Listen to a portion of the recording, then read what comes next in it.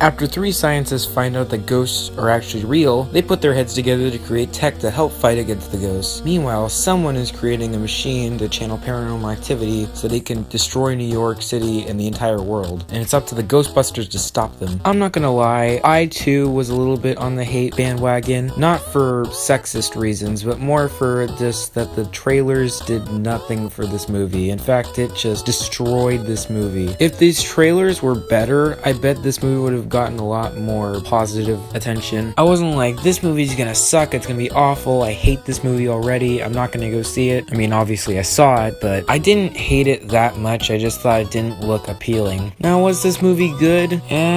Was this movie bad? Not really. In fact, I say most of the movie's actually pretty decent. I laughed a lot in this movie, especially with the scenes with Kevin, or Chris Hemsworth as Kevin, aka Thor. He was just hilarious, and some of his lines were just really funny. In fact, all the Ghostbusters were actually really good in this movie, especially Kate McKinnon. Although at times her character would appear a little bit cartoony and kinda not really in that world, it never went too over the top for me. Also, Leslie Jones, when I saw the trailers, I thought she was just gonna be that stereotypical sassy black chick that you've seen in several other movies and TV shows before it, but actually she was just kind of the most normal person here, and she acted in the way that I would probably react in a situation that she was in. I mean, yes, there were those times where she was like, the power of Patty compels you, and was over the top, but it never got to that point where it was just like, okay, this is just a stereotype now. Okay, now let's get into the negatives of this movie. The villain was way too underdeveloped. I legit can't even tell you his name. I can't even remember at this point. I'm not gonna look it up because I don't really care. They didn't spend any time on him that was really meaningful other than just, oh, he's a bullied person and he doesn't like the world anymore. Just because you have a character like that doesn't make it any more sympathetic for him. I mean, at least the Amazing Spider-Man 2 managed to show us what Max was going through before he became Electro. In this one, he's just kind of like, I hate the world, I hate everything, let's go kill some people. And I just really didn't feel him at all. This is kind of a spoiler, so if you want to skip this, just go to this time mark right here, and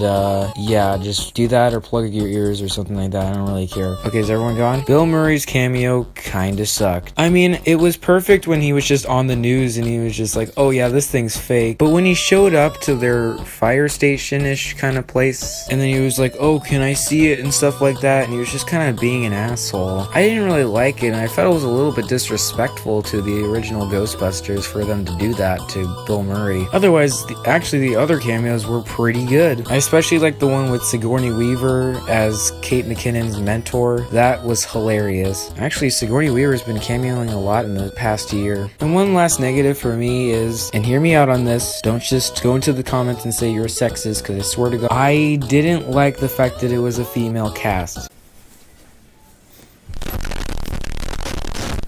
Hold up, not the idea of it, but the filmmakers were trying to make this movie culturally progressive, and I feel the only way to really do that is to have both male and female if you really wanted to be culturally progressive. I mean, hey, I actually really hate Extreme Ghostbusters, but at least that one had a diverse group of Ghostbusters. But overall, guys, was this movie good? Was this movie bad? It was actually just okay. A little bit mediocre, but it definitely doesn't deserve the hate it gets. And that's why I'm giving it a C+.